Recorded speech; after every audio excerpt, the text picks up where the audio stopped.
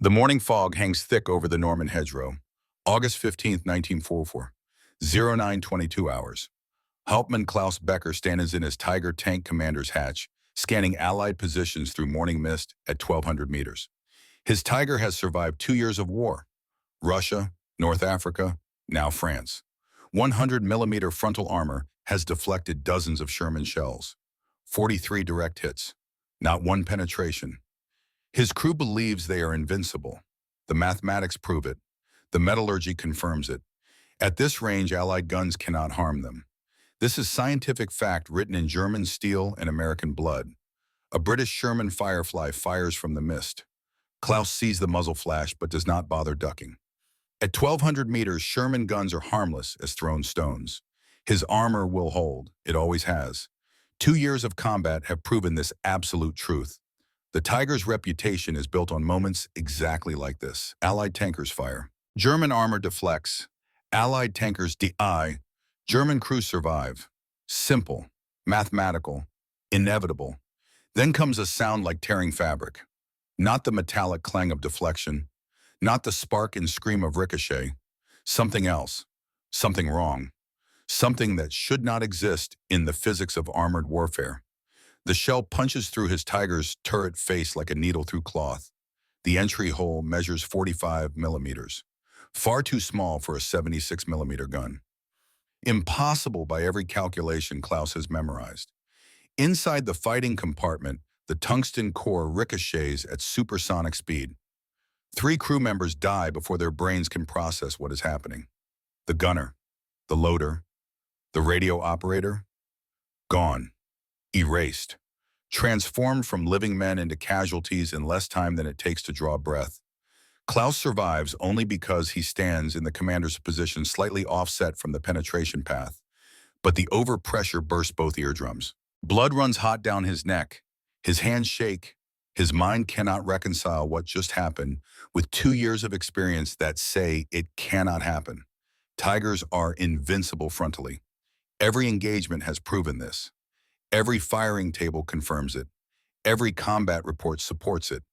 Yet his Tiger burns and his crew lies dead, and the impossible has become real. He crawls from his hatch, sits in wet Norman grass, watches his Tiger burn, hears nothing because his eardrums are ruptured, just sees the American Sherman 1,200 yards distant, sees smoke from a gun that should not penetrate, sees 2 years of invincibility revealed as temporary illusion, sees the end of German armor superiority happening in real time. He cries, not from pain. Pain is manageable. Physical wounds heal. He cries from understanding, from knowledge that everything he believed was wrong, that German technological supremacy was myth, that American innovation has just rewritten the rules of armored combat, that he is alive only because tungsten missed him by inches, that his crew is dead because they trusted armor that Americans made obsolete. This shell was developed by an American metallurgist from Cleveland, Ohio, who promised his wife he would bring her brother home live. An American who spent 18 months collaborating with British physicists to create ammunition that violated every known principle of armor penetration. An American who provided the tungsten and manufacturing capacity that turned British theory into Allied reality. An American who kept his promise by changing warfare itself. Freeze frame. Go back. 18 months earlier, before the impossible became routine, before tungsten cores traveling at hypersonic velocities made German Tigers vulnerable, before American industrial might and British scientific genius combined to end the age of invincible armor. Go back to Cleveland, Ohio, to February 1943, to a kitchen where promises are made over cooling apple pie and percolating coffee, to where every impossible thing starts, with someone refusing to accept that impossible means anything permanent. February 14th, 1943, Cleveland, Ohio, the Mitchell House in Ohio City neighborhood. Major Robert Mitchell stands at the kitchen window watching snow fall on East 25th Street. 30 years old, metallurgical engineer, son of a Republic Steel blast furnace worker who spent 28 years turning raw ore to the steel that built American bridges and battleships and skyscrapers. Bob was first in his family to attend college, Carnegie Tech class of 1935. Learn to understand metal at the molecular level, crystal structures forming and breaking under stress, how to make steel do things that seemed impossible until someone proved they were not. The kitchen smells like Sunday morning, even though it is Thursday evening. Bacon grease still coating the cast iron skillet from breakfast. Margaret fried thick strips this morning, the kind that crackle and pop in hot iron, the kind that fill the house with smoke and salt, and the promise that everything will be okay. Apple pie cooling on the windowsill. Margaret's specialty, cinnamon and butter and sweetness wrapped in flaky crust. The pie crust is golden brown steam still rising through the lattice top, the same pie her mother taught her to make. The same pie American mothers have been making since before there was a Cleveland, since before there was an Ohio, since America was just an idea about freedom and apple orchards. Coffee percolates on the stove, that rhythmic bubbling sound. 3 bubbles, then pause. 3 bubbles, then pause. The smell fills the small kitchen. Rich, dark, the kind of coffee that costs more than it should because there is a war on and everything costs more than it should. But they buy it anyway because coffee matters. Because normal things matter when the world is burning. Margaret Mitchell sits at the kitchen table crying quietly. 28 years old, nurse at Cleveland Clinic, handles trauma and blood and death professionally, but cannot handle professionally what just arrived in the afternoon mail. A letter from her younger brother David, Lieutenant David Hamilton, Sherman tank commander with 3rd Armored Division training in England for invasion. Everyone knows is coming, but nobody can discuss. The letter lies open on the table. Margaret has read it 3 times.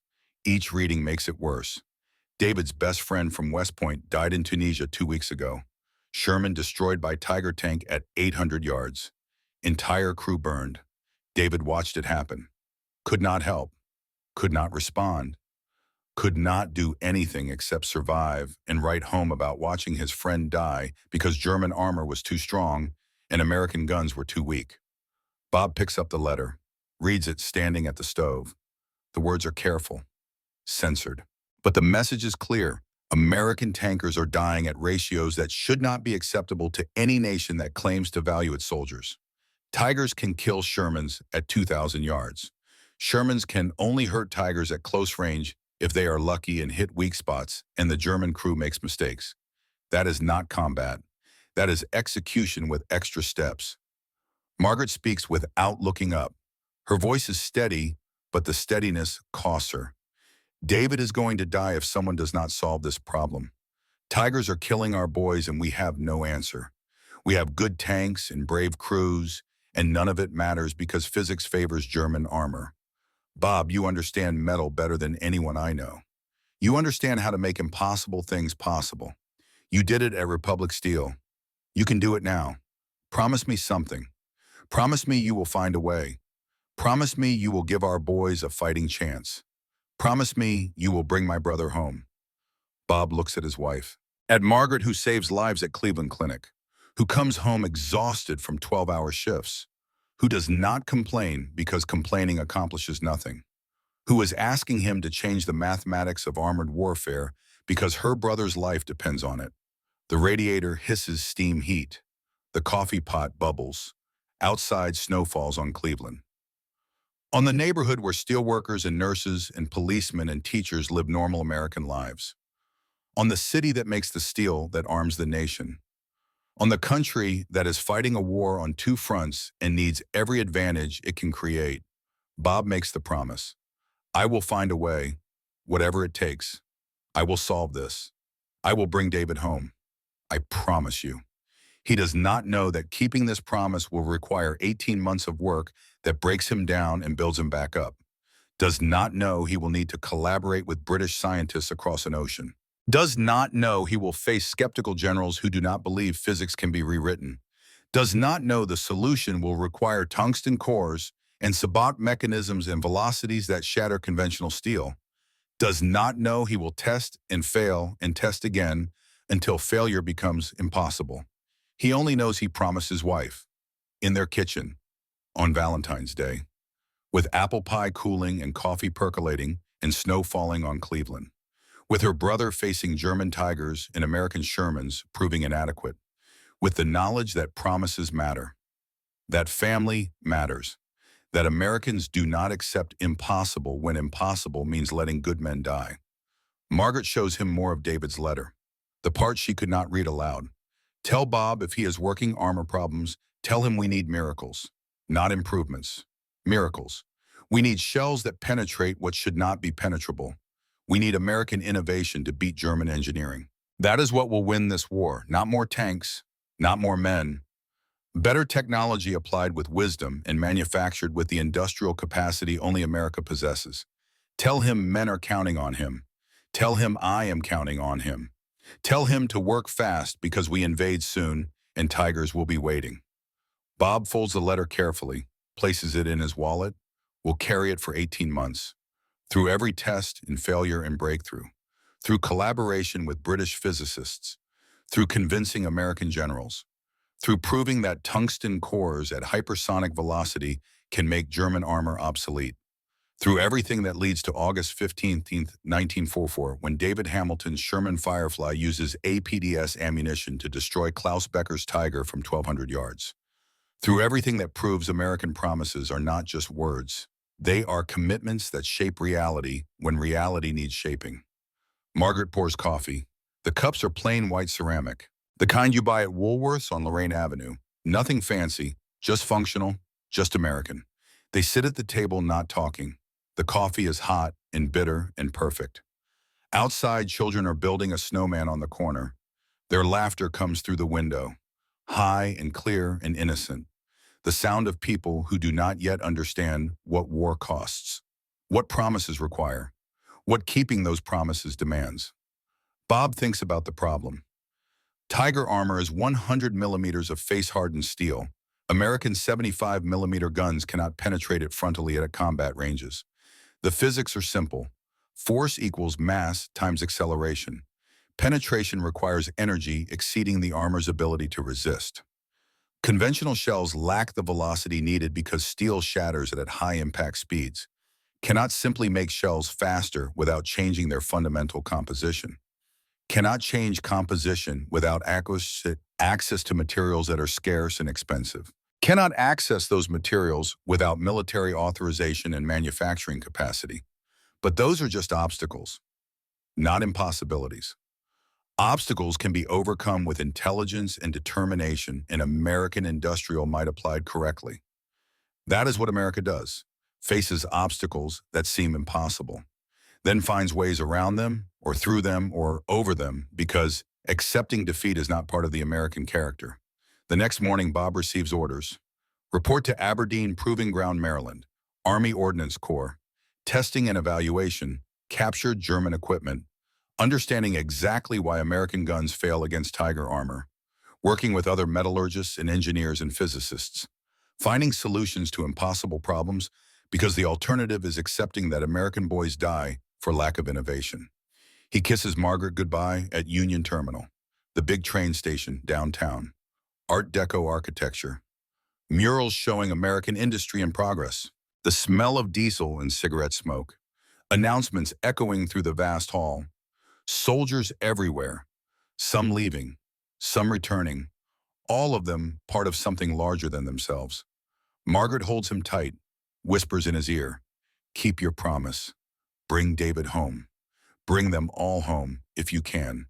That is what American engineering is for. Not building better cars or taller buildings. Bringing our boys home alive. Remember that when the work gets hard. Remember that when you want to quit. Remember David watching his friend burn. Remember this kitchen. Remember this promise. Bob boards the train to Maryland, carrying one small suitcase and one enormous responsibility. The train pulls out of Cleveland, heading east. Through Ohio countryside still covered in February snow. Through Pennsylvania's steel towns that look like Cleveland. Through landscapes that build America and now must save it. The train's whistle cuts through cold air. A sound that is purely American. The sound of movement and progress and refusal to stand still. April 1943, Aberdeen Proving Ground, Maryland. The captured Tiger tank squats on the firing range like a prehistoric predator. Frozen in time, 56 tons of German engineering, 100 millimeters of frontal armor. Face hardened, sloped, metallurgically sophisticated. Bob walks around it slowly in morning cold, touches the armor despite the chill, feels the metal, understands exactly how formidable this problem is. Colonel Frank Stevens stands beside him. Aberdeen commander, 42 years old, career Army, veteran of the last war. Understands warfare but not necessarily metallurgy. Relies on engineers like Bob to explain why things work or do not work. Why American guns bounce off German armor. Why physics favors defense at these calibers and velocities. We have tested every gun in American inventory against this tiger. 75mm Sherman gun cannot penetrate frontally at any practical range. 76mm achieves penetration only at close range against weak points, and only if the crew is lucky. The mathematics favor German armor overwhelmingly. We need solutions. The testing begins. American 75mm gun, standard Sherman armament, 800 yards. The gun fires. The shell crosses the distance in less than 2 seconds. Strikes the Tiger's glacis plate dead center. The impact sounds like a hammer hitting an anvil. Sparks fly. The shell deflects upward, tumbles away, leaves a crater in the armor, but no penetration. The German steel holds. The American shell fails. Physics and metallurgy and mathematics all working together to keep German crews alive and American crews dying. They try 76mm. The upgraded gun, higher velocity, better penetration values on paper. In theory, this should work better. In practice, the result is nearly identical. The shell strikes. The armor rings like a cathedral bell. The hardened face shatters the shell's nose. The armor beneath absorbs the kinetic energy and disperses it harmlessly. Perfect defensive system. Nearly unbeatable with conventional ammunition at these ranges.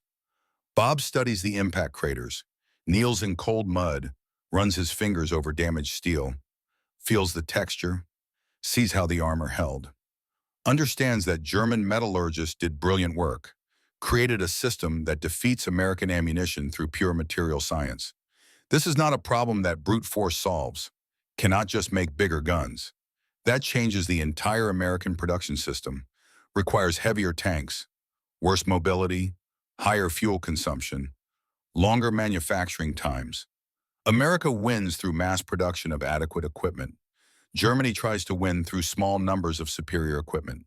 Changing American production to match German philosophy means losing the war of industrial attrition. There must be another way, not matching German armor thickness. Negating it, making thickness irrelevant. Finding a solution that works with existing gun calibers and existing manufacturing systems. A solution that uses American advantages instead of trying to copy German advantages. A solution that requires innovation rather than imitation. Stevens says what everyone thinks. We need 90mm guns.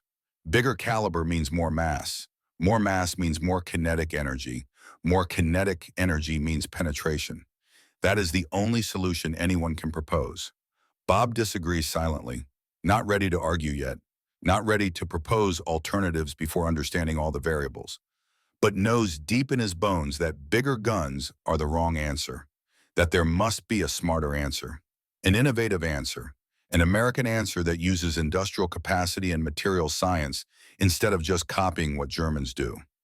That night, Bob writes to Margaret, brief letter, censored, cannot explain technical details, cannot mention specific testing, cannot describe the Tiger or the ammunition or the metallurgy, just reassurance wrapped in vagueness. Understanding the problem now, working with good people, making progress. Tell David to stay alive.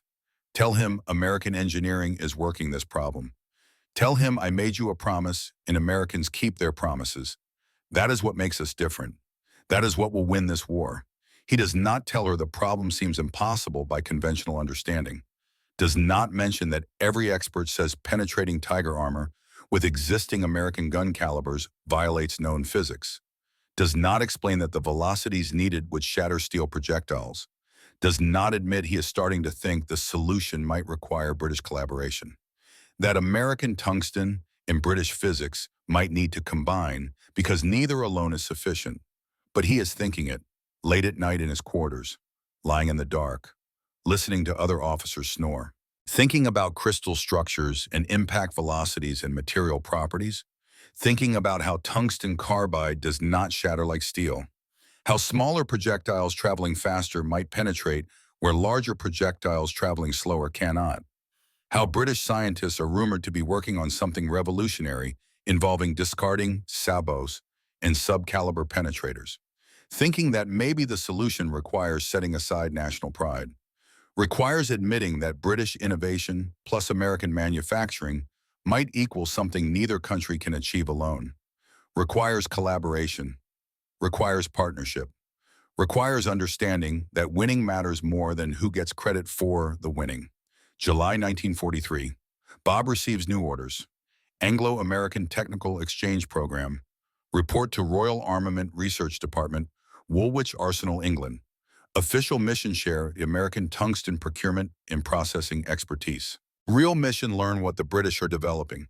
Determine if rumors about revolutionary ammunition are true or just wishful thinking wrapped in wartime propaganda. The flight to England crosses the Atlantic at night. Blackout conditions below. No lights visible. Just darkness and ocean and the knowledge that German submarines hunt beneath the waves. That ships sink daily. That this war is being fought in multiple dimensions simultaneously. Surface, subsurface, air. And in laboratories where scientists try to create weapons that end wars faster and save lives through superior lethality. England appears at dawn. Green fields, stone villages, ancient country fighting its third major war in 30 years.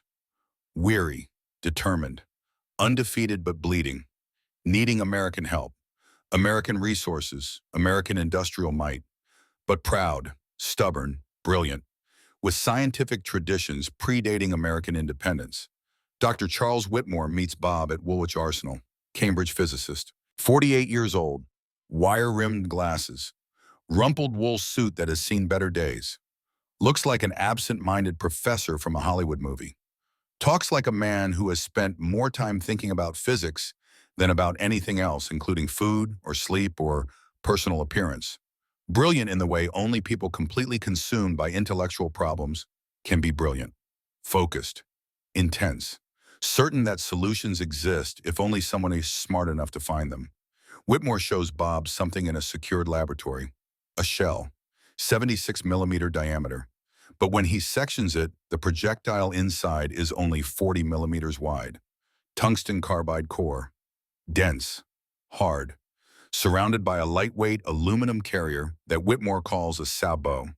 French word meaning wooden shoe. Strange name for something that might change warfare. Strange name for something that might keep promises made in Cleveland kitchens. Whitmore explains with the enthusiasm of a man who loves physics more than sleep. The fundamental problem with conventional armor-piercing ammunition is the velocity ceiling. Steel projectiles shatter at velocities above approximately 850 meters per second when striking face-hardened armor. This creates an absolute limit. We cannot simply make shells faster without changing their fundamental composition. But consider this alternative approach. What if we could fire a small, dense projectile at extreme velocity using the full bore of the gun to accelerate it? Bob understands immediately.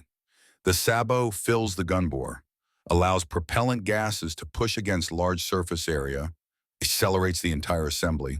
Then the sabot separates after barrel exit, falls away. The tungsten core continues alone at velocities that would shatter steel but do not shatter tungsten carbide. The physics is elegant, simple, brilliant. Like all great solutions, it seems obvious only after someone explains it. What velocities are you achieving with this system? Whitmore smiles. The smile of a man who knows he has solved an impossible problem and is about to prove it. 1,200 meters per second, 50% faster than conventional armor-piercing ammunition. The tungsten does not shatter on impact because tungsten carbide can withstand shock that destroys steel. And the smaller cross-sectional area means kinetic energy is concentrated into pressures that exceed armor resistance by orders of magnitude. Force divided by area. Basic physics, applied with precision. Bob calculates mentally. 40 millimeter core, 1,200 meters per second. Impact pressures approaching 300,000 pounds per square inch. At those pressures, even the best steel stops behaving like a solid. starts behaving like a fluid. Hydrodynamic penetration. The tungsten core would flow through armor the way water flows through paper, make thickness irrelevant, make German metallurgical advantages meaningless, make tigers vulnerable at ranges where they thought they were invincible. You are telling me you can penetrate tiger armor frontally at combat ranges using existing gun calibers? Whitmore nods with absolute certainty, not theoretical. Proven. We have tested against captured German armor plate. Penetrations confirmed at ranges exceeding 1,200 meters. Clean holes, minimal external deformation, almost surgical in precision. Rather like magic, except magic that follows Newton's laws exactly. Bob thinks about Margaret, about David, about the promise made over coffee and apple pie, about American crews dying because physics favored German armor, about the possibility that British innovation in American tungsten might equal German defeat, about keeping promises that seemed impossible when made but might be possible after all. What do you need to make this work at scale? Whitmore's answer is immediate and specific. Tungsten, enormous quantities of it. Britain's supplies are limited by shipping constraints and competing priorities. America has domestic sources and stockpiles. We can perfect the design and engineering. You can provide the raw materials and manufacturing capacity. We can produce dozens. Your factories can produce thousands. This is what collaboration means in practice. British scientific innovation meeting American industrial might. Neither sufficient alone. Together, unstoppable.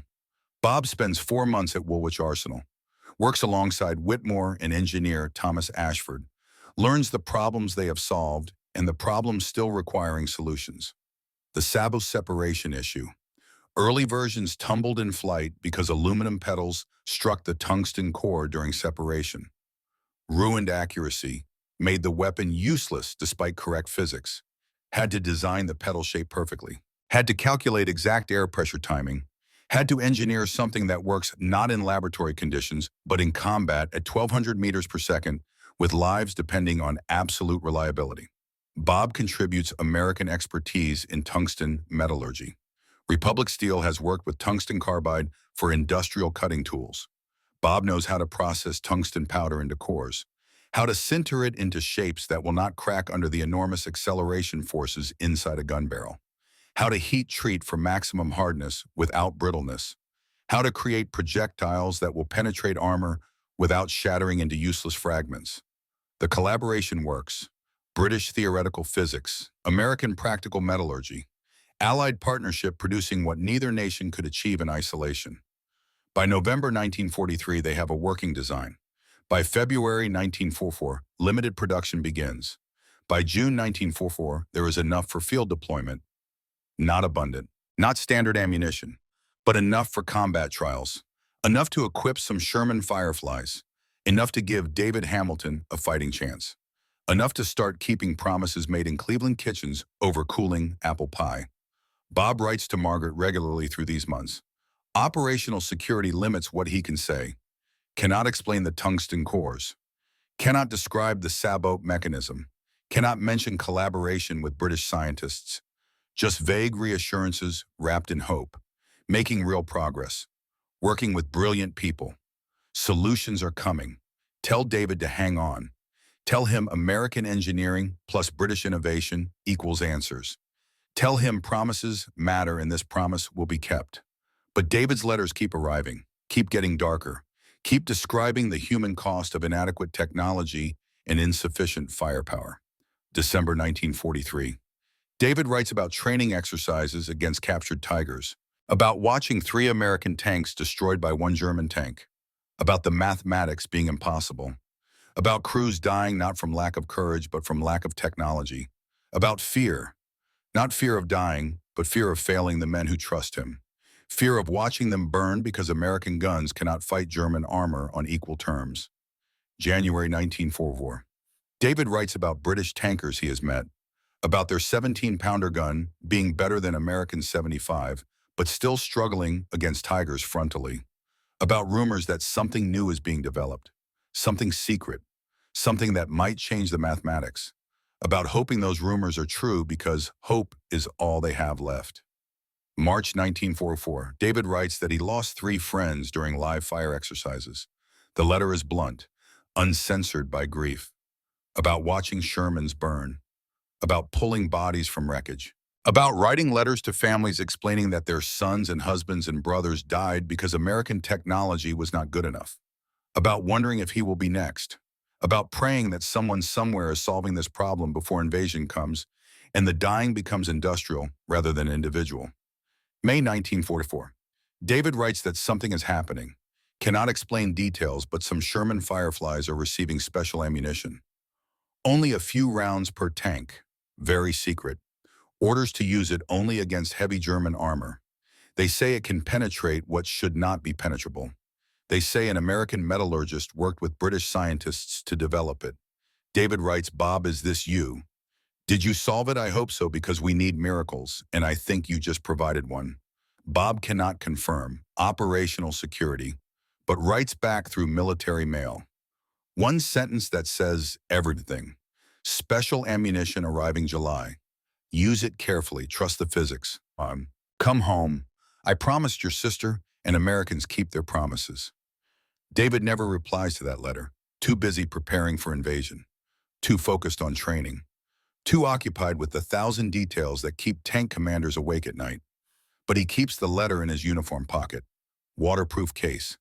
Carries it through hedgerows in villages and fields where tigers hunt and Shermans die. Carries it until July 12th, when transport planes arrive at division headquarters carrying wooden crates marked with codes that mean nothing to anyone who does not know what they contain. Crates holding 200 APDS rounds. First production batch. Red bands marking them special. Each round representing 18 months of work. Anglo-American collaboration. British physics. American tungsten. Allied partnership. Promises about to be tested under conditions where failure means death, and success means brothers come home and families stay whole, and American innovation proves itself against German engineering.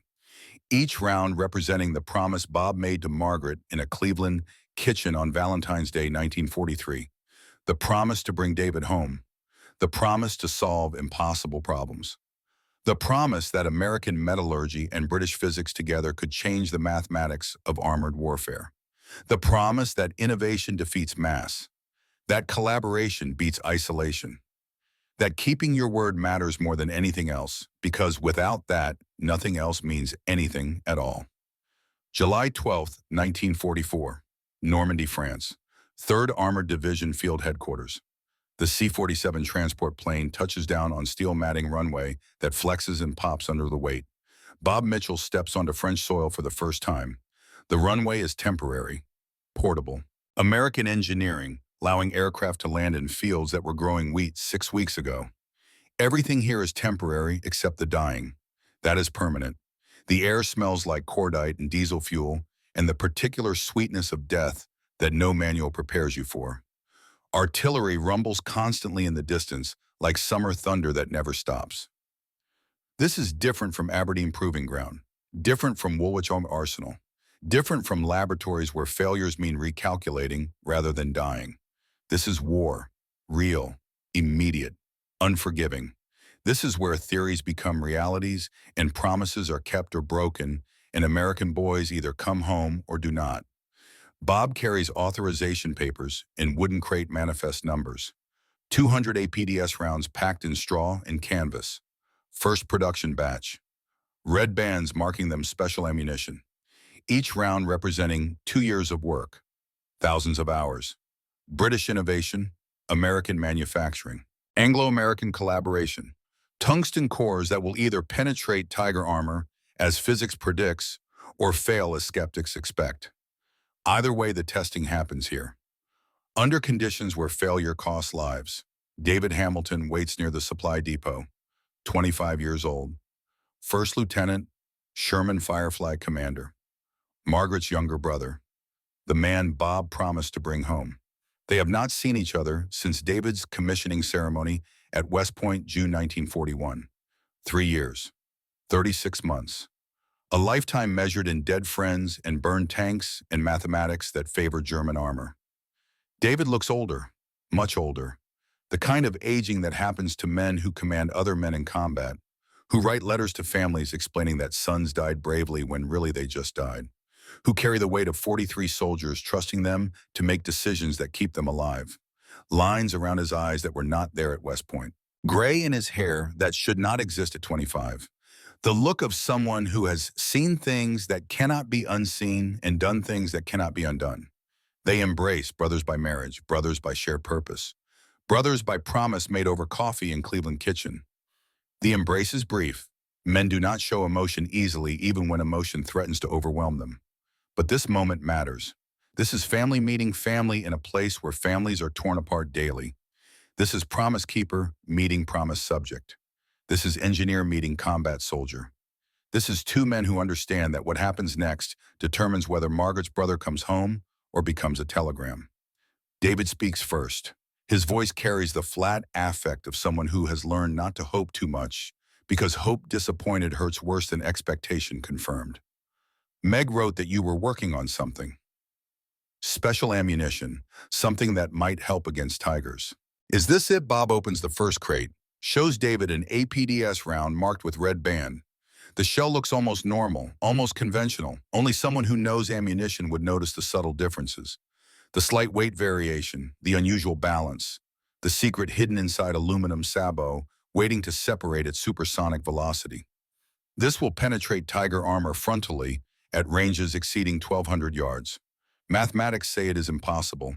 Physics say it is not. We proved the physics right. British innovation, American materials, Allied collaboration. It works, David. I tested it myself. This works. David examines the round carefully, turns it in his hands like it might contain magic instead of tungsten in physics.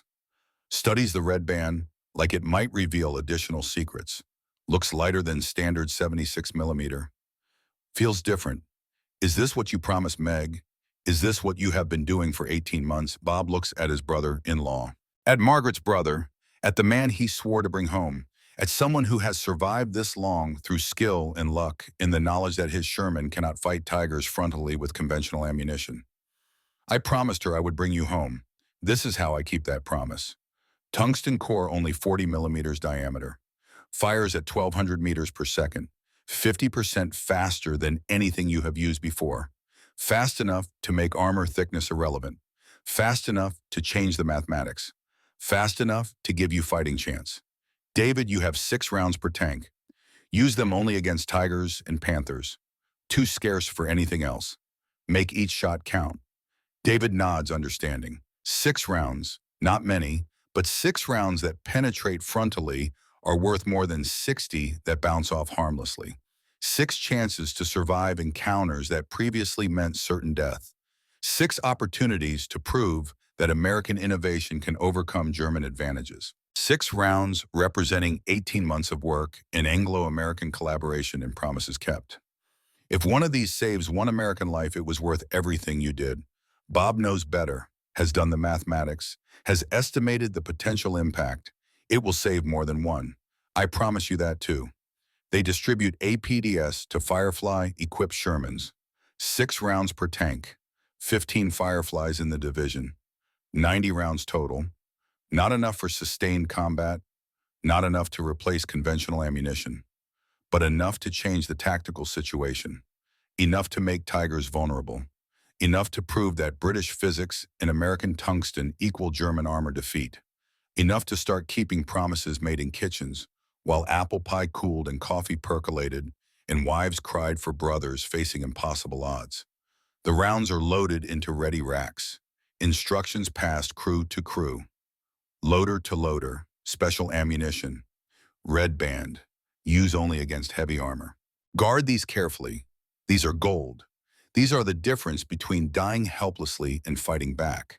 These are 2 years of collaboration compressed into 8-pound tungsten cores. These are promises about to be tested. David's crew gathers around examining the special rounds. Sergeant Mike O'Brien, gunner from Boston. Irish-American, 2nd generation. Father worked the docks. Mike grew up understanding that hard work and precision matter. That doing your job right the first time means staying alive. Corporal James Wilson Loader from Detroit. Grew up in auto factories. Understands mechanical systems intuitively. Fast hands, faster mind. Private Carlos Mendez, driver from Los Angeles.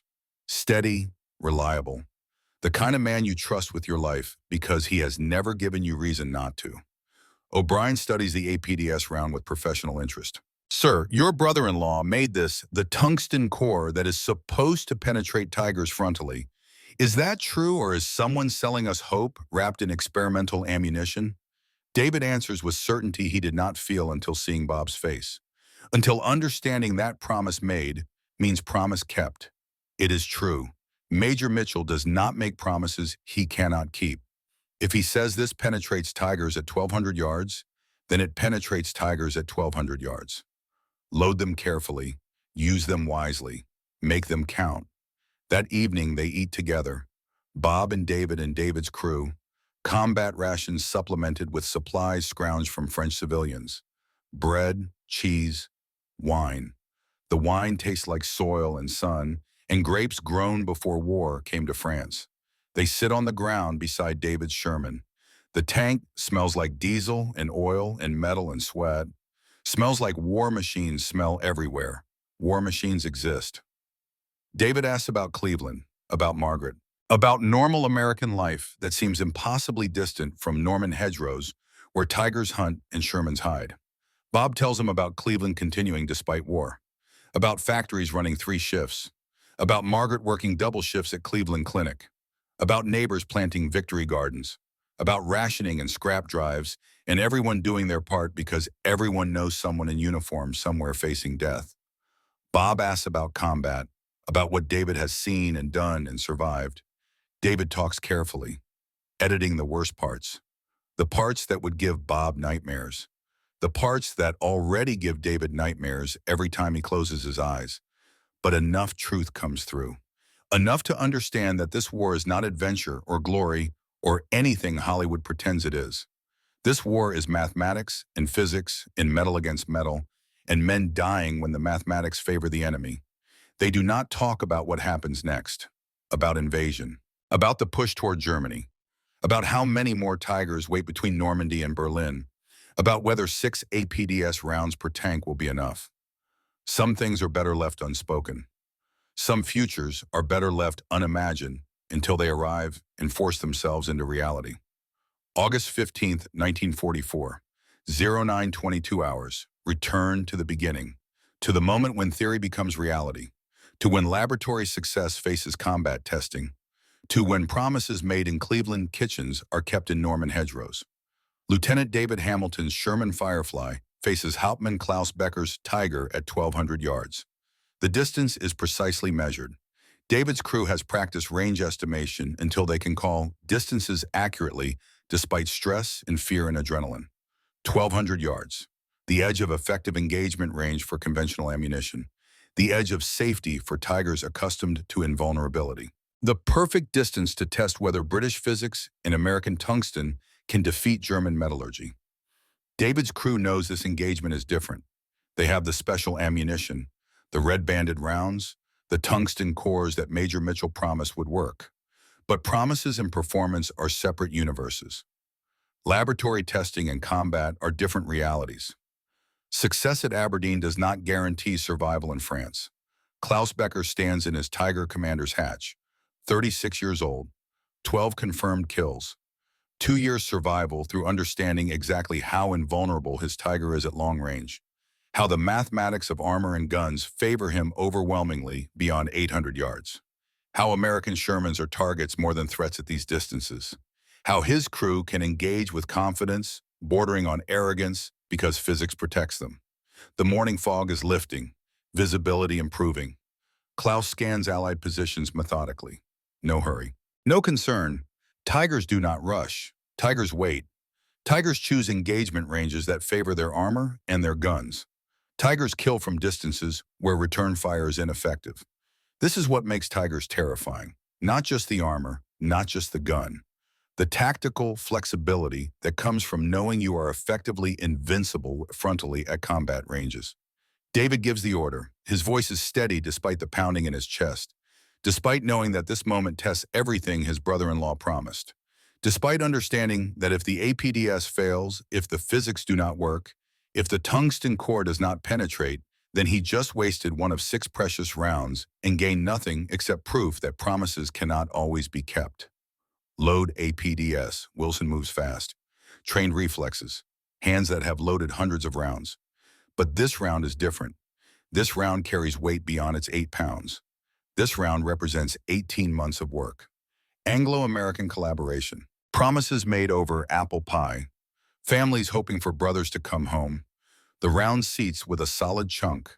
Same sound as standard ammunition. Nothing feels different. Nothing suggests this shell will rewrite the rules governing armored combat. O'Brien aims through his sight, tracks the tiger, calculates lead and elevation. Wind is minimal, range is known, target is stationary, perfect firing solution, as perfect as combat ever provides.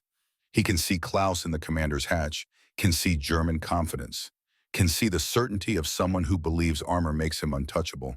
Fire when ready. Sir David nods, cannot speak, throat too tight. Everything depends on this. If the APDS works, then his brother-in-law kept his promise. An American innovation beats German engineering, and tigers become vulnerable, and the mathematics change. If it fails, then nothing changes except David's understanding that some promises cannot be kept no matter how hard someone tries. Fire. O'Brien fires, the Firefly rocks. Recoil is familiar. Sound is familiar. Everything seems normal until the moment it is not normal at all.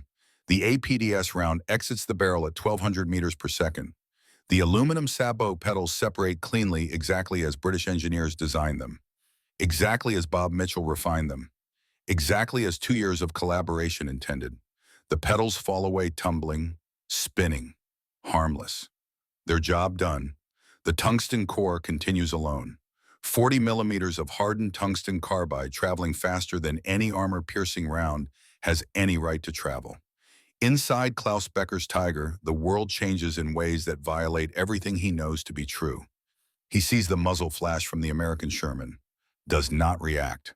Why would he? American Shermans at 1,200 meters are harmless. This is proven fact. Demonstrated through dozens of engagements, confirmed by firing tables and combat reports in 2 years of survival. His armor will hold. The mathematics guarantee it. The physics confirm it. German engineering ensures it. Then comes the sound. Not the clang of deflection.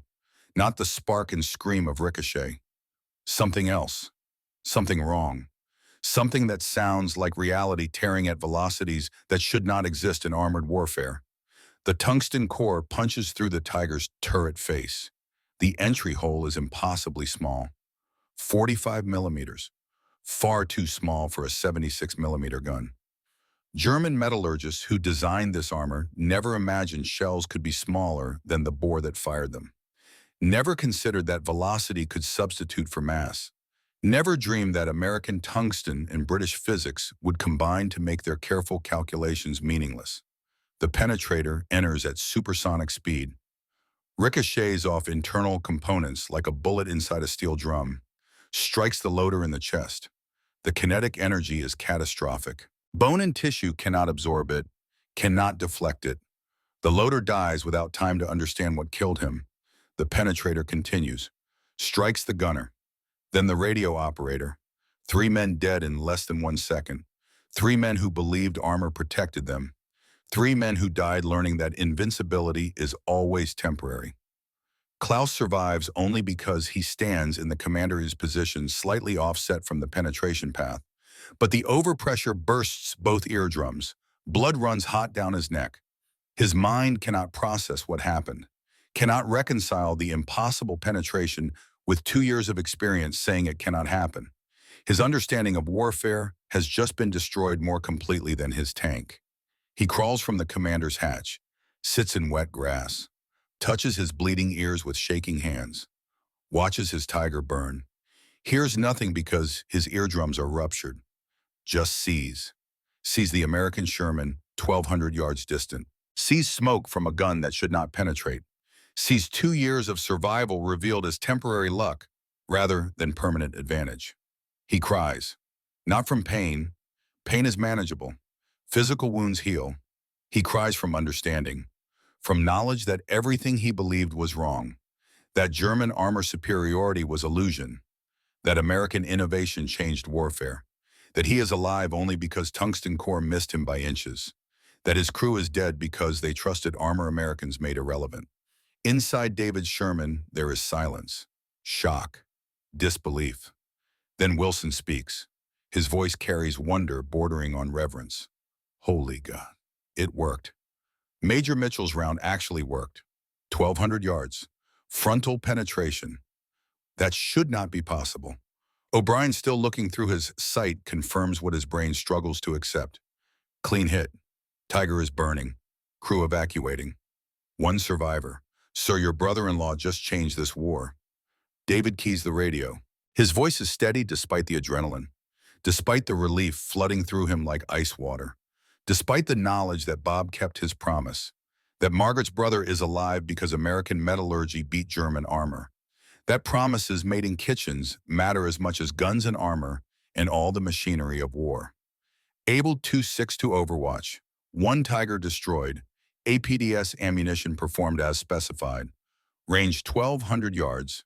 Frontal penetration confirmed. Mitchell Engineering Works. I say again, Mitchell Engineering Works.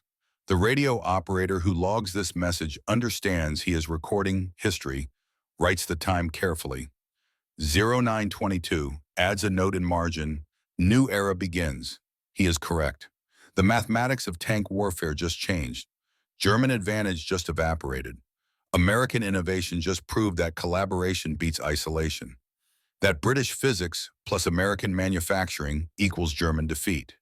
That keeping promises matters more than armor thickness. David thinks about Bob, about Margaret, about promise made in Cleveland kitchen on Valentine's Day 1943, about American metallurgists refusing to accept impossible, about Anglo-American collaboration producing what neither achieved alone, about family promises mattering more than technical specifications, about engineers and soldiers working together toward common goal, about what America means when America remembers what it stands for. He writes Bob that evening, brief letter, censored. But the essential truth comes through despite limitations.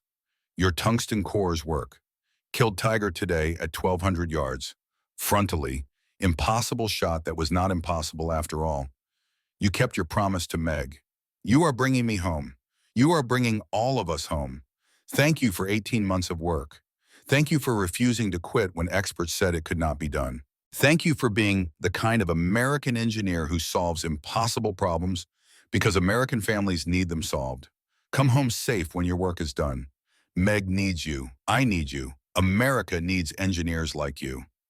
The letter arrives in Cleveland 3 weeks later. Margaret reads it crying, not grief, relief, gratitude, understanding that her husband kept his promise, that her brother is alive because American innovation works, that family stays whole because promises matter, that engineering serves humanity, that technology brings people home, that this is what American ingenuity achieves when applied with wisdom and purpose, and refusal to accept that impossible means permanent. August 18, 1944, Allied Intelligence Center, temporary building, canvas and wood. Maps covering walls showing German positions and Allied advances in the fluid chaos of Norman fighting. Klaus Becker sits in metal chair, hands not cuffed because he is not dangerous, just broken, defeated, confused. His ears are bandaged, the ruptured eardrums treated by American medics who work efficiently without malice. Just professionals doing jobs, saving lives regardless of uniform color. This surprises Klaus. He expected hatred, expected rough treatment, expected Americans to be what German propaganda described. Instead, they are professional, courteous, almost kind. This is confusing. This contradicts everything he was taught. Captain Thomas Reynolds sits across from him. An intelligence officer from Philadelphia, 32 years old, speaks fluent German, learned from grandparents who emigrated before the First War, understands German culture, German military tradition, German engineering philosophy, uses this understanding to extract information without torture, without threats, just conversation between professionals who happen to be enemies by accident of birth and national policy. Reynolds speaks German with slight American accent. The accent makes Klaus oddly comfortable, reminds him that wars are fought between ordinary men for reasons ordinary men rarely understand. Hauptmann Becker, please describe the engagement that destroyed your tank. Klaus's voice is flat, traumatized, still processing the impossible made real. We were in defensive position covering road junction. American Shermans approached from the west. Range was 1,200 meters. We were not concerned. At that distance, Tigers are invincible. The mathematics supported this conclusion. 2 years of combat proved it. Your 75mm shells bounce off our frontal armor. Your 76mm penetrates only at very close range against weak points. We had documentation, firing tables, test results from captured American ammunition. We knew exactly what ranges were safe. Reynolds prompts gently, building rapport, establishing trust, creating environment where information flows naturally rather than under duress. But something changed during this engagement. Klaus stares at nothing, seeing it again, reliving it, unable to stop the memory from playing despite wanting desperately to forget. One Sherman fired. The sound was different. Higher-pitched whistle. Not the familiar trajectory sound we had heard hundreds of times. Then penetration. Impossible penetration. The entry hole was tiny, maybe 45mm diameter. Your guns are 76mm. The physics made no sense. My crew died instantly. 3 good men. Muller had wife and 3 children in Hamburg. Fischer was engaged to be married next spring. Braun was only 19 years old. They died believing our armor protected them. They died learning that Americans changed the rules we thought were permanent. Reynolds shows him an APDS round. Lets Klaus examine it. Watches the moment comprehension dawns. The moment German engineering expertise recognizes British innovation and American manufacturing capacity. Klaus studies the round carefully, turns it in his cuffed hands, sees the sabot mechanism, understands immediately what it does and how it works and why German intelligence missed it completely. Subcaliber penetrator, discarding sabot, high-velocity tungsten core. Of course. Elegant, brilliant. We should have considered this approach. We had the theoretical knowledge.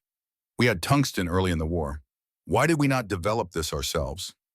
Reynolds answers honestly, because honesty builds trust, and trust produces intelligence more valuable than anything extracted through coercion. You lack tungsten by 1943. Supply lines cut. Portugal pressured to stop exports. Meanwhile, America has domestic sources. Britain had the physics concept. Americans had manufacturing capacity and raw materials. Collaboration, Anglo-American partnership. That defeated your armor, not superior individual genius, superior cooperation, working together toward common goal. Klaus absorbs this truth, nods slowly, begins to understand that Germany is not losing because Germans are inferior. Germany is losing because the Allies collaborate better, share knowledge better, combine strengths better. This realization is almost liberating. Defeat becomes explicable rather than shameful. That is what will defeat us ultimately. Not your individual weapons, not your individual soldiers, your collaboration, your willingness to share knowledge across national boundaries. We Germans hoard secrets, compete internally between services and companies and design bureaus.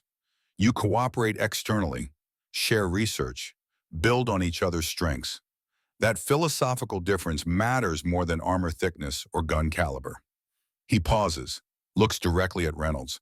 I want to tell you something, not for intelligence value necessarily, for your understanding. Tiger crews fought with confidence bordering on arrogance. We knew our armor protected us frontally at combat ranges. This knowledge created psychological fortress as strong as physical armor. We engaged enemies at 2,000 meters while remaining invulnerable to return fire. This confidence affected our tactics. We operated aggressively, fearlessly, took risks that would be suicidal in lesser tanks. Now that confidence is destroyed, shattered like my Tiger's armor. Every Tiger crew who hears about your tungsten rounds will fight differently, more cautiously, more fearfully. Will question every engagement. Will hesitate when hesitation might mean death. You have not just defeated Tiger armor technically. You have defeated Tiger psychology strategically. That matters more than penetration values. That changes how we fight. how we think, how we assess risk. You have turned predators into prey. That is your real victory. Reynolds takes detailed notes, asks follow-up questions, draws out tactical implications, but understands that Klaus has revealed something profound. That American innovation achieves strategic victory through tactical breakthrough. That destroying invincibility matters more than destroying tanks. That psychological defeat precedes physical defeat. That wars are won in minds before they are won on battlefields. Klaus adds one more observation, his voice quiet but certain. Tell your engineers who developed this weapon. Tell them a German tanker respects their innovation even while cursing its effectiveness. Tell them they changed warfare fundamentally. And tell them when this war ends, when peace comes, I would like to shake their hands. Engineer to engineer, professional to professional. Respect for excellence that transcends enmity. Can you tell them that for me, Reynolds promises he will? Klaus's testimony is copied, distributed, analyzed, shared across allied intelligence networks. The psychological impact of APDS is as important as the physical penetration. German armor crews are learning that invincibility is illusion, that American innovation can overcome any advantage, that mathematics favor those who rewrite equations rather than those who trust old answers. Many of you watching this may have fathers or grandfathers who fought in World War II. Maybe they told you stories about tigers, about fear, about impossible odds. Did they live to see American engineering turn those odds around? Did they speak about the moment they realized we would win? Not through matching German quality, tank for tank, but through American innovation applied intelligently, through collaboration with allies, through refusal to accept that impossible means permanent. Share those memories below. These stories connect generations. They show what American innovation and allied cooperation can achieve when we refuse to quit, when we keep promises, when we understand that bringing our people home matters more than national pride or proprietary secrets. Tell us what you remember, what you learned, what you carry forward from that generation who understood that some things matter more than everything else. The news spreads faster than official reports. Tank crews talk, loaders share information between units, gunners compare notes around evening fires. Word travels through divisions like electricity through wire. Some Firefly Shermans have special ammunition, red-banded rounds, tungsten cores, shells that kill tigers frontally at ranges where tigers thought they were invincible. The whispers spread like hope through men who had begun to doubt. Hope spreading, confidence building, mathematics changing from impossible to possible to inevitable. By late August 1944, APDS is no longer secret. Cannot be kept secret when tigers start dying frontally at long range.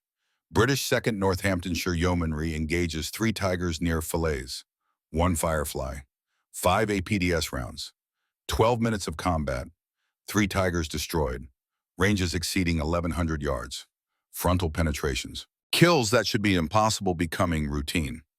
German crews abandoning good tanks not because tanks are destroyed, but because single penetration hole destroys crew confidence completely. Canadian armored units request APDS priority. Operation Totalize pushing toward Falaise. Heavy Tiger resistance expected.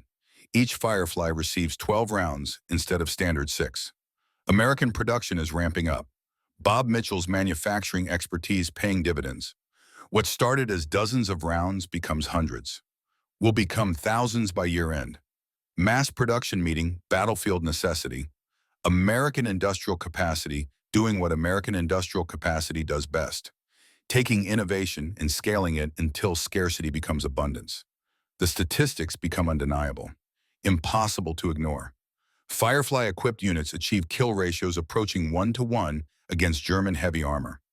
Previously, the ratios favored Germans 3-to-1.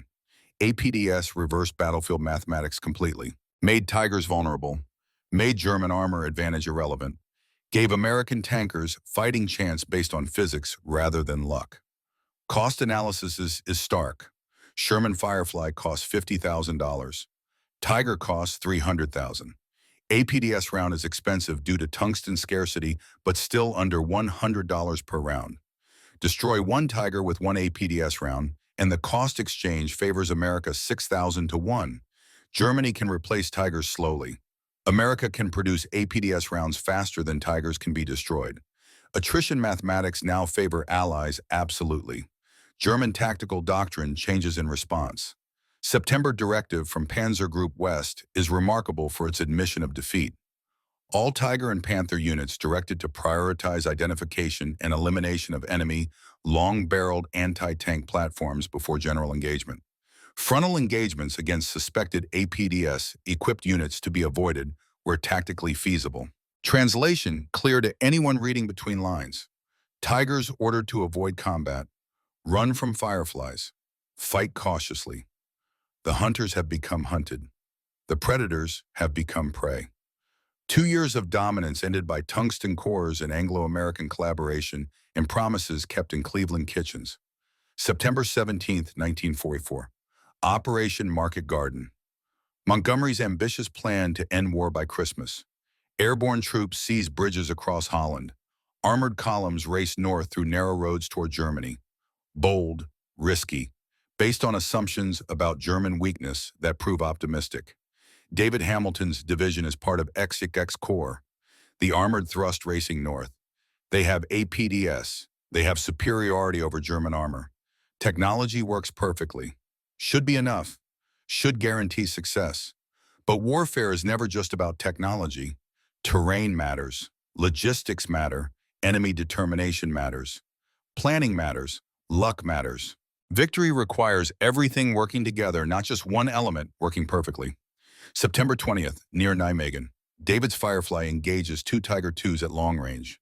King Tigers, Germany's newest heavy tank. 150mm frontal armor, bigger than Tiger I, better armored, better gunned, should be impervious to anything Allied forces field. Should be able to dominate any engagement through pure superiority of protection and firepower.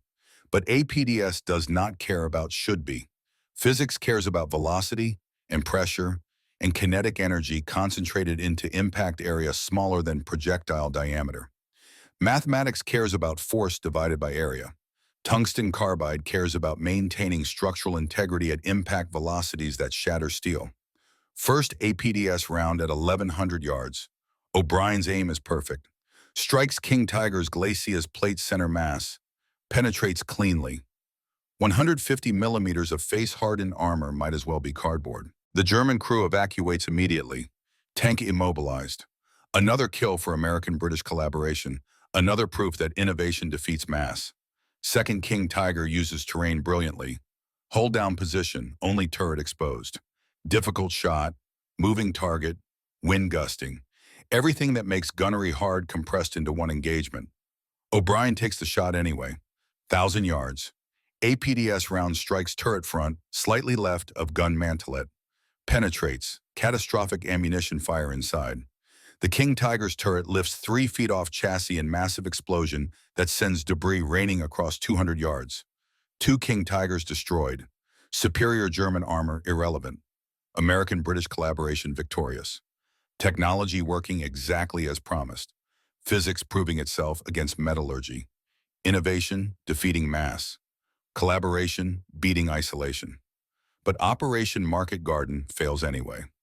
Not because weapons fail, because operational planning was flawed, because logistics could not keep pace with ambition, because narrow roads became death traps, because Germans defended brilliantly despite inferior equipment, because even best technology cannot overcome strategic mistakes and tactical errors, and bad luck compressed into 9 days of fighting.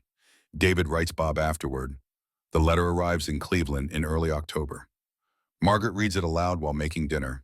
Fried chicken tonight, the kind her mother taught her to make, coating crispy and golden, the smell filling the small kitchen, corn on the cob, butter melting, mashed potatoes, American comfort food, the food of people who are not starving, not desperate, not defeated, the food of nation that can feed its families while fighting wars on 2 continents.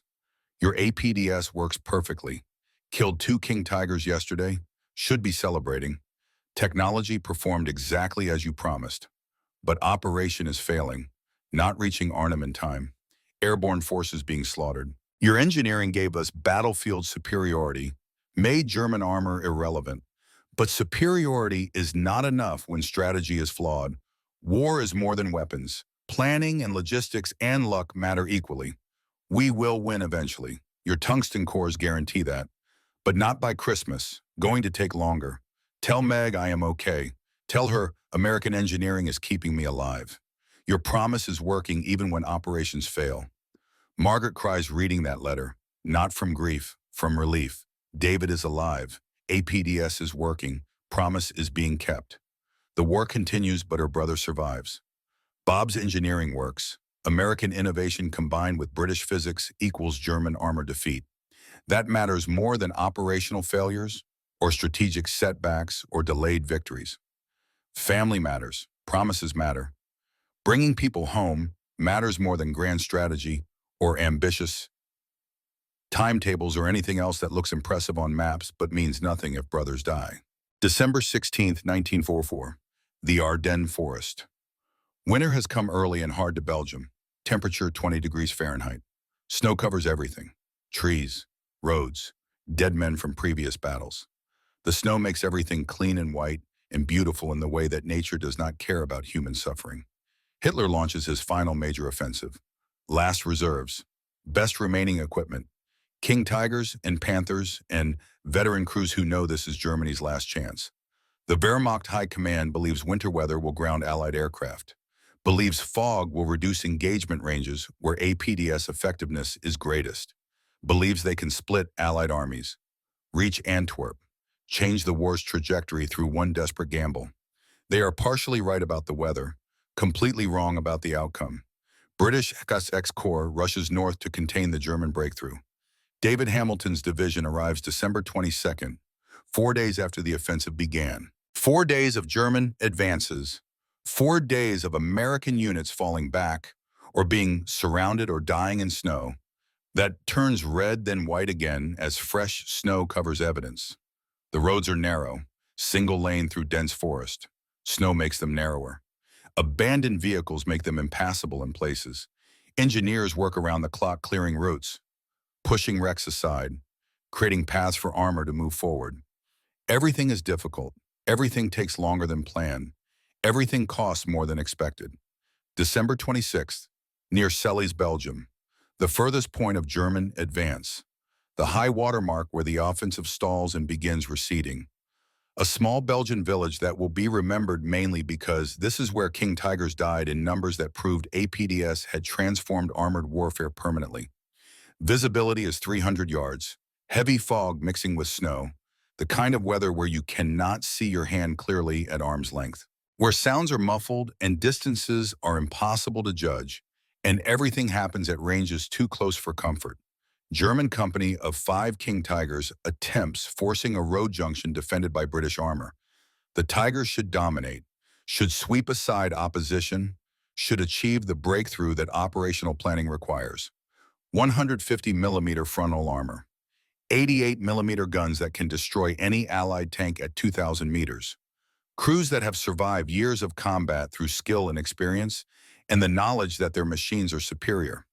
But fog and terrain collapse engagement ranges to 600 meters. At that range, APDS punches through even King Tiger's massive glacis plate with ease. Physics does not care about armor thickness when tungsten carbide arrives at 1,200 meters per second. Metallurgy does not matter when kinetic energy exceeds material resistance by orders of magnitude. 3 British Fireflies engage from concealed positions. David's is one. O'Brien has become expert at rapid engagement. Eyes that can find targets in fog. Hands that can track moving through armor. Mind that can calculate lead and elevation instinctively. Wilson loads with practiced efficiency that comes from repetition under stress. They are a team now, a unit. Brothers who trust each other absolutely because survival depends on that trust. 7 minutes of combat, the kind of combat that seems to last hours while happening. The kind that compresses into memory as series of sounds and images and feelings rather than coherent narrative. Muzzle flashes in fog, the thump of guns firing, the crash of tungsten hitting steel, the secondary explosions as ammunition cooks off inside penetrated tanks, the screams of men dying, the smell of cordite and burning diesel and something else, something organic, something that used to be human. 5 King Tigers destroyed or immobilized. APDS rounds at close range are devastating. The tungsten cores punch clean through frontal protection that should be impenetrable. Entry hole small, damage inside catastrophic. German crews abandon intact vehicles. Not because the tanks are damaged beyond repair, because single penetration hole destroys crew confidence completely, because knowing that armor no longer protects makes fighting pointless, because psychological defeat matters more than mechanical damage. British forces capture 3 King Tigers almost undamaged, just single hole through glacis plate, 45 millimeters diameter. Engineers study them afterward, marvel at German metallurgy and engineering, acknowledge the excellence of armor design, the sophistication of fire control systems, the quality of optics and mechanical components. But all that excellence is irrelevant when physics can be rewritten, when collaboration produces solutions that individual genius cannot match, when American tungsten and British innovation combine to make thickness meaningless. David writes Bob. The letter arrives in Cleveland, January 5th, 1945. New year, new hope. War entering final phase. Germany collapsing under pressure from east and west simultaneously. Victory inevitable now. Just question of when and how many more must die before the end comes. Bob, your APDS just saved Christmas. Literally. Germans pushed hard with everything they had left. Best equipment, final reserves, most experienced crews. We stopped them. Your tungsten cores punched through King Tigers like they were Shermans. 5 destroyed in 7 minutes at ranges where they thought they were invincible. Germans abandoned good tanks because one hole destroyed their confidence completely. But here is what struck me most. We captured German tank commander after the engagement. Young man, maybe 27 years old. He cried when he saw our ammunition. Not from fear, from understanding. He said we thought heavier armor was the answer. But you changed the rules, made armor irrelevant, made our advantages meaningless. That is what your engineering did, Bob. You did not just create better ammunition. You changed how warfare works, made German technological superiority obsolete, turned their strengths into weaknesses. That is American innovation at its finest. Meg, tell Bob he is bringing me home. Tell him I am staying alive because American metallurgy is better than German armor.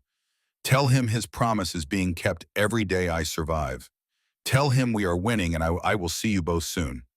Margaret reads the letter while cooking dinner. The kitchen smells like home, like peace, like the future arriving despite war still raging. Pot roast in the oven, the smell of beef and carrots and potatoes, apple pie cooling on the windowsill. Same pie she made 2 years ago when Bob promised to bring David home. Same kitchen, same promise. But now the promise is being kept. Now David is surviving. Now American engineering is working exactly as intended. She thinks about Bob at Aberdeen, about 18 months of work that seemed impossible, about collaboration with British scientists, about tungsten cores and sabot mechanisms and physics rewritten, about promises made and promises kept, about what it means to be married to someone who solves impossible problems because families need them solved, about love expressed through metallurgy and mathematics, about bringing brothers home through superior physics. May 8th, 1945. Victory in Europe Day. The war ends. Germany surrenders. The killing stops. Young men can begin counting what survival cost them and deciding whether the price was worth paying. David Hamilton walks off transport ship at New York Harbor on June 18th, 1945. 26 years old. First lieutenant. Bronze Star for valor. Purple Heart for wounds that healed. Alive when mathematics said he should be dead. Alive because American metallurgy and British physics rewrote the equations governing armored warfare. Alive because his brother-in-law refused to accept that impossible meant permanent. Bob and Margaret wait at the dock. They arrived 2 hours early, too anxious to arrive on time, too excited to wait at home, standing with thousands of other families, wives, mothers, fathers, children, everyone waiting for soldiers to come home, everyone understanding that some will not come home, that telegrams already delivered mean empty places at dinner tables. But today is for those who survived. Today is for reunion. Today is for families made whole again. Margaret sees David first, spots him in the crowd of uniforms. Her brother, older, thinner, changed by war in ways she will spend years understanding, but alive, breathing, real. Not telegram, not memory, not photograph on mantle draped in black. Alive. They embrace. Sister and brother. Margaret holding David like she might never let go. Crying. Not sad tears, relief tears, gratitude tears. The tears of someone who thought they might lose family and discovered family endures. David holds her tight, says nothing. Some moments are too large for words. Some reunions happen in silence because language is inadequate for emotions this big. Bob and David shake hands, then embrace. Brothers by marriage. Brothers by promise. Brothers by shared understanding that what Bob created saved David's life dozens of times. Every tiger engagement, every panther kill, every moment when APDS penetrated frontally at ranges where conventional ammunition would have bounced. Every one of those moments is why David stands here now, instead of lying in some French or Belgian or German field marked by temporary cross. David speaks first when he can speak. His voice carries exhaustion and gratitude in equal measure. Bob, your tungsten cores saved my life. Not once. Probably 100 times. Every engagement with German heavy armor between August 1944 and May 1945 I survived because your engineering was better than their armor. Because you refused to accept impossible. Because you kept your promise to Meg. Thank you for that. Thank you for 18 months of work most people will never know about. Thank you for being the kind of American who solves problems that save lives. Bob responds with characteristic modesty, the modesty of someone who knows he did something important, but understands that importance comes from lives saved, not credit claimed. You kept your part of the promise. Stayed alive long enough for the technology to work. Used it correctly. Brought your crew home. That matters as much as the engineering. Technology serves people. People make technology meaningful. You survived. That is what matters most. They drive back to Cleveland in Bob's car. 1940, Ford Coupe. Pre-war manufacture. Worn but reliable. Like everything else that survived these years through maintenance and care and refusal to quit. The drive takes them through American landscape unchanged by war. Fields, farms, small towns, the country that sent millions of men to fight and welcomed home those who survived. The Mitchell house in Ohio City looks exactly as David remembers. White clapboard, green shutters, small front porch, maple tree and yard, normal American house. The kind that exists in thousands of neighborhoods across the country. The kind that represents what men fought to preserve. Not grand, not impressive. Just home, just family, just normal life that war threatened and peace restores. That evening they have dinner together. Family whole again. Margaret made celebration meal. Fried chicken, the kind her mother taught her to make. Coating golden brown and crispy. The sound as knife cuts through it. That satisfying crackle. Corn on the cob, dripping with butter. The butter melting in golden rivers. Mashed potatoes whipped smooth. Green beans. Dinner rolls still warm from oven. Apple pie for dessert with vanilla ice cream. American celebration food. American peace food. The flavors of victory tasting like home. The sounds of family eating together. Forks on plates, soft conversation. Laughter, the radio playing music in the living room. Glenn Miller, Benny Goodman. The big bands that define this era. Everything normal, everything peaceful, everything that war was fought to preserve now preserved. David asked the question soldiers ask when returning to a world that continued without them. Was it worth it? All the death, all the destruction, all the men who did not come home.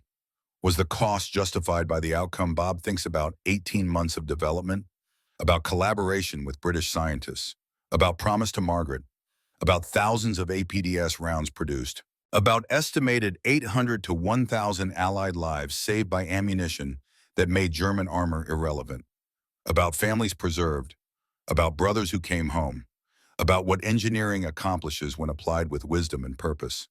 Looking at David alive, at Margaret smiling, at family whole, the answer is obvious, undeniable. Yes, worth it. Every hour of work, every failed test, every moment of doubt, Because promises were kept. Families stayed whole. Americans came home. That is what engineering is for at its finest. Not abstract achievement measured in patents and papers. People saved. Families preserved. Promises fulfilled. That is the only metric that actually matters. David lives normal life after war.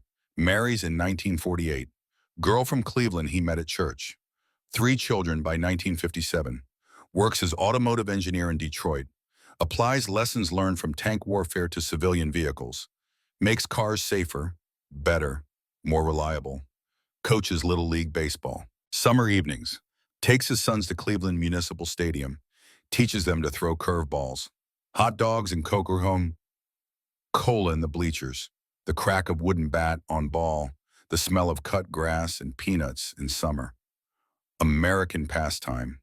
American normalcy. What he fought to preserve, now preserved. That is the real victory.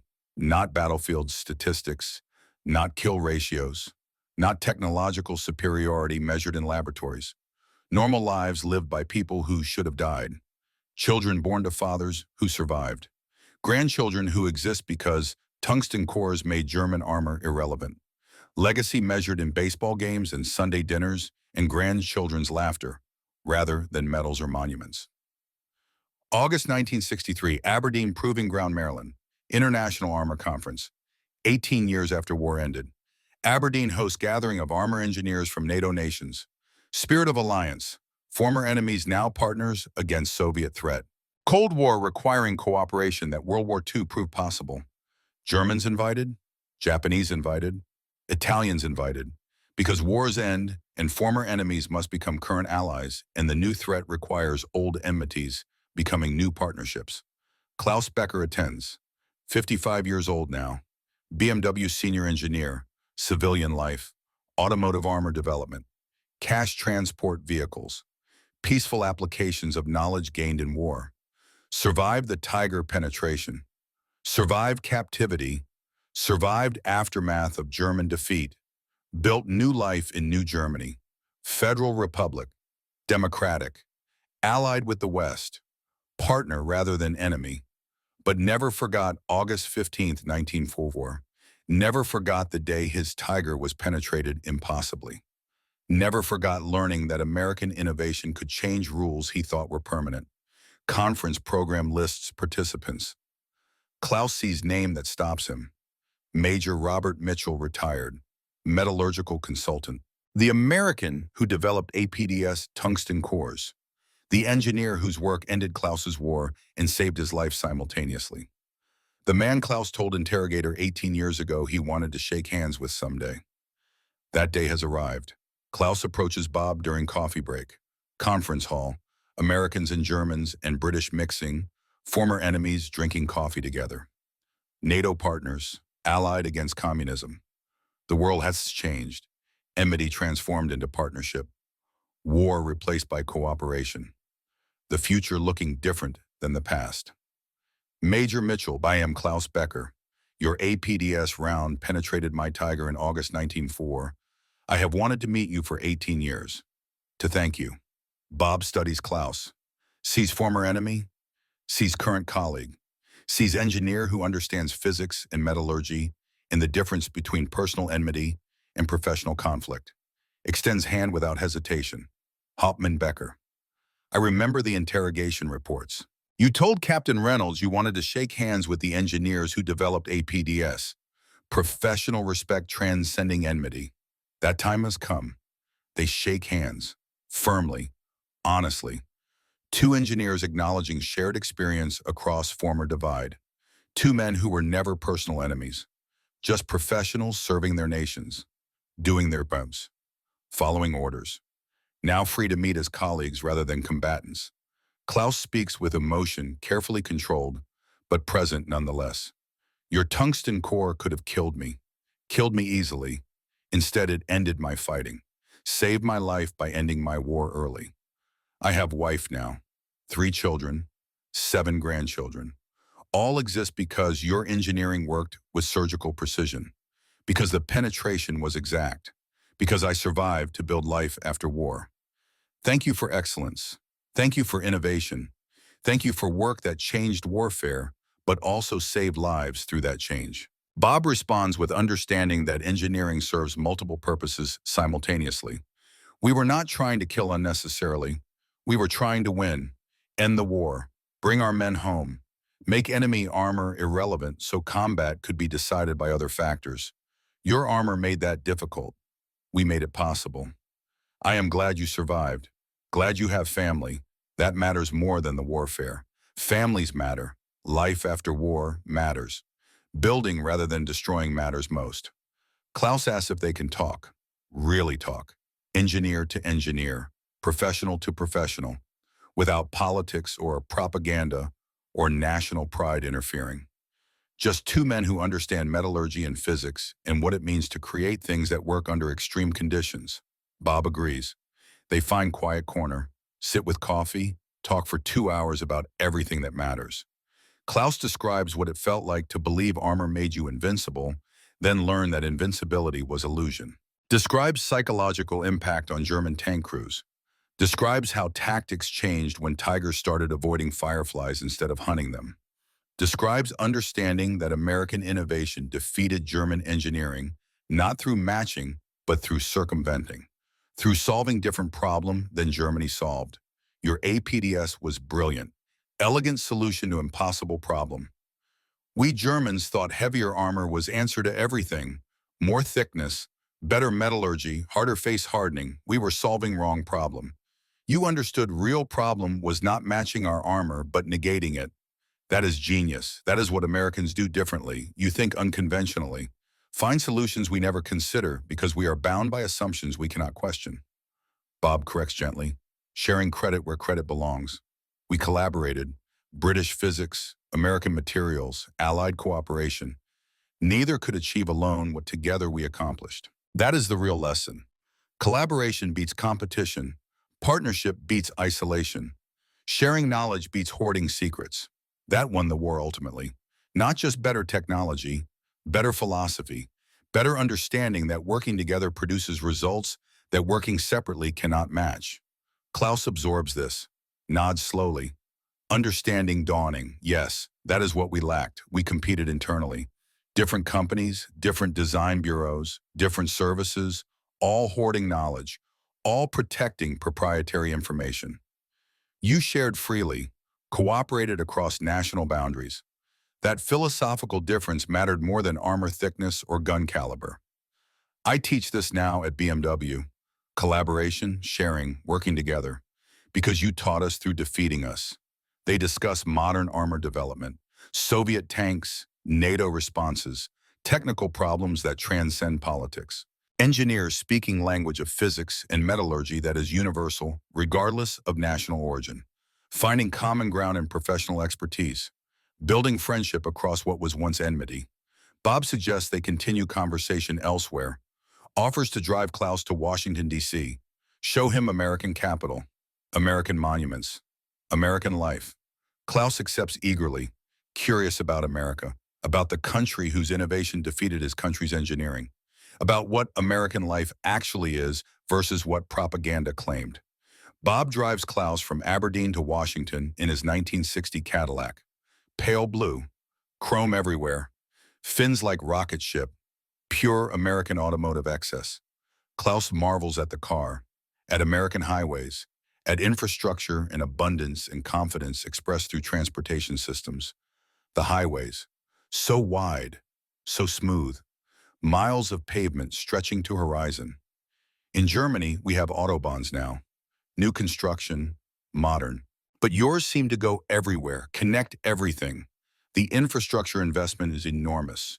This is what you built while we rebuilt from rubble. They stop at roadside diner, classic American establishment, chrome and vinyl and formica, jukebox playing Elvis Presley, waitress in uniform carrying coffee pot, menu offering hamburgers and French fries and apple pie. Pure Americana. Klaus experiences it with wonder bordering on disbelief. Bob orders for both of them. Hamburgers, French fries, Coca-Cola, apple pie with ice cream. The waitress brings Coca-Cola first, bottles sweating condensation. Klaus tries it cautiously. First time tasting this most American of drinks. Sweet, very sweet, carbonated, refreshing, optimistic somehow if drink can be optimistic, very American in character, bold, confident, unapologetic about what it is. Bob smiles at the description. That is exactly what it is. American optimism in glass bottle. We make no apologies for sweetness or carbonation or anything else. We are what we are. Take it or leave it. Most of the world seems to take it. The hamburgers arrive. Klaus examines his carefully. Beef patty, cheese, lettuce, tomato, pickles, special sauce, all assembled in specific order on toasted bun. He takes bite, chews thoughtfully, experiences flavors and textures uniquely American. This is very good, simple but executed well. Quality ingredients, proper proportions. This is American philosophy in food form. Not complicated, not pretentious, just good, honest, satisfying. They talk through lunch about families, about work, about living in worlds shaped by war but no longer defined by it, about building rather than destroying, about what engineers can accomplish when serving peace instead of war, about friendship growing where enmity once existed. For those whose family members served in armored units or faced German heavy tanks or came home because American innovation gave them fighting chance, share that story below. Tell us how technology and promise-keeping brought your family member home. Tell us about engineers who solved impossible problems. Tell us about collaboration between allies. These stories show what America achieves when we remember that bringing people home matters more than anything else. When we understand that promises made must be promises kept. When we know that innovation serves humanity. Share what you remember. Share what you learned. Share what you carry forward from that greatest generation. 1966, Bob Mitchell retires at age 53, 28 years in metallurgy and engineering. Started 1938 with Republic Steel, ended 1966 with aerospace consulting. Between those years, APDS development that changed warfare, 3 patents on tungsten processing, 40 technical papers, contributions to jet engine materials and spacecraft heat shields. Distinguished career by any measure. But none of that matters as much as one promise kept in 1943. Retirement party is held at Cleveland Engineers Club, professional organization. Men who design bridges and buildings and machines. Men who solve problems for living. Men who understand that Bob's greatest achievement was not technical brilliance, but promise-keeping. David Hamilton gives speech that summarizes what Bob's work meant beyond technical specifications. Bob Mitchell saved my life. Not once, many times.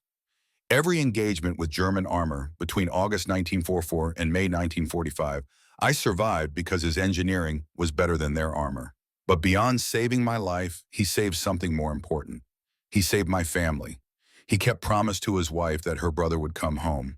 He kept promise to America that our soldiers deserve best technology we could provide. He kept promise to himself that impossible problems have solutions if you work hard enough and collaborate smart enough and refuse to quit when experts say something cannot be done. Bob's legacy is not technical papers or patents or professional recognition. His legacy is people. Estimated 1,000 Allied soldiers who came home because APDS gave them fighting chance against German heavy armor. The families that stayed whole. The children who knew their fathers. The wives who kept their husbands. The mothers who kept their sons.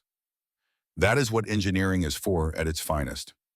Not abstract achievement measured in citations and awards. People saved. Families preserved. Promises kept. Bob understood that from the beginning. He lived it every day. We are here today because he refused to accept that impossible meant anything permanent. Margaret adds words that carry weight of 30 years marriage, an understanding of what drove her husband through 18 months of work that broke him down and built him back up. Bob promised me in February 1943 that he would bring my brother home. He kept that promise. But he did more than that. He brought hundreds of brothers home, thousands of sons home, thousands of husbands home. He gave families peace. He gave children fathers. He gave America victory not just through weapons, but through saved lives. That is the man I married. That is the father my children know. That is the American we should all try to be. someone who keeps promises regardless of difficulty, someone who solves problems others say cannot be solved, someone who brings people home, someone who understands that technology serves humanity rather than humanity serving technology. The party continues into evening. Engineers and soldiers, scientists and tankers, people whose lives were touched by tungsten cores traveling at 1,200 meters per second, by American metallurgy defeating German armor, by promises made over apple pie in Cleveland kitchens, by collaboration between allies producing what neither could achieve alone, by understanding that impossible is just challenge waiting for someone who refuses to quit. 2024, Aberdeen Proving Ground Armor Museum. 80 years after APDS first penetrated Tiger armor. The museum displays Bob Mitchell's original APDS test rounds, tungsten cores behind glass, aluminum sabot pedals mounted alongside, revolutionary ammunition that changed warfare preserved for future generations to study and understand and remember. The placard reads carefully, words chosen to explain technical achievement while honoring human purpose behind it. Major Robert H. Mitchell, 1913 to 2001, developed armor-piercing, discarding sabot ammunition in collaboration with British engineers 1943 to 1944. APDS enabled Allied forces to defeat German heavy armor frontally at combat ranges, fundamentally changing battlefield mathematics. Estimated 800 to 1,000 Allied lives saved directly. Technology evolved into modern APFSDS ammunition used in contemporary main battle tanks. Mitchell's innovation demonstrates American engineering excellence, Allied collaboration, and commitment to bringing soldiers home. He kept promise to his wife. He saved her brother. He changed warfare. He brought people home. That is the legacy that matters most. School groups visit. Children read displays. Teachers explain carefully. Docent retired Army colonel age 74 tells the story to 8th graders from Pennsylvania who understand little about war but need to understand about promises in engineering and what their great-grandparents achieved. This tungsten core weighed 3.5 kilograms, about 8 pounds, smaller than football. But traveling at 1,200 meters per second, it could punch through armor that conventional shells could not touch. It changed the war, made German Tigers vulnerable, gave American tankers fighting chance based on physics rather than luck. That is what engineering does when applied with wisdom and purpose. It saves lives. It brings people home. It keeps promises that seem impossible to keep. Child asks question that cuts to heart of everything. Did it end the war? Docent answers with wisdom earned from his own service decades later. No single weapon ends wars, but it helped. It gave us advantage when we needed it. It showed Germans that American innovation could overcome their advantages. It demonstrated that collaboration works better than competition, that British physics plus American manufacturing equals combination that cannot be defeated. That won the war, ultimately. Not one weapon, not one battle, but philosophy of cooperation, of innovation, of refusing to accept impossible, of keeping promises even when keeping them requires changing physics. That is what this little tungsten core represents. That is what America represents at its finest. Not just military power, moral commitment to bringing people home. Korean War veteran approaches display. 96 years old. Fought in Shermans using APDS against North Korean T-34 tanks during Pusan perimeter battles. He tells Docent's story that spans 7 decades and demonstrates how promises kept in 1943 continue saving lives generations later. This ammunition saved my life in 1951. Pusan perimeter. We were outnumbered and outgunned, falling back. But we had APDS. American engineering from World War II still working in Korea, still saving American lives. I came home because of this tungsten core, because Major Mitchell kept promise in 1943. Met my wife, 3 children, 14 grandchildren, 23 great-grandchildren. All of them exist because one engineer in Cleveland refused to accept that impossible meant permanent.